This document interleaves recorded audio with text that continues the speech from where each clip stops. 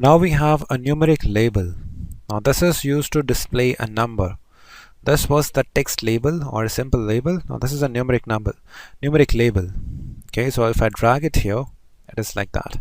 So this is showing a number. Now this number, you can link it to your memory tag, or you can link that to your OPC tag. So if I link that to memory tag, it will simply show what is the value of this tag in the software.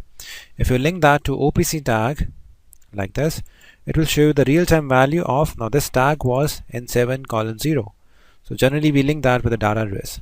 So this is showing you the value from this N7:0. So if I go to online, so this value is 0. If I click auto, you can see this value is 1. So this value is 1 here, N7:0. If I click hand, so for hand value is 2. So the value is here. So this is a numeric value which you are reading from the OPC tag, which is linked to the PLC address N7:0. So suppose you're counting the number of bottles, you're counting the number of boxes produced, which we'll be doing certainly in the end of the video lessons, because we will be working on some projects, some real-time project of PLC by which we are acquiring and controlling the information. So right now we are just understanding the elements. So this can be used to read the number of production from the PLC data register. So this was auto.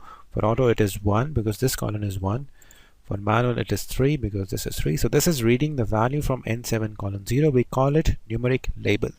Okay, you can tag that with the value of timer, you can tag that with the value of counter, or any numeric data register you have in the PLC, you can tag that to your numeric label by creating the tag and linking the tag.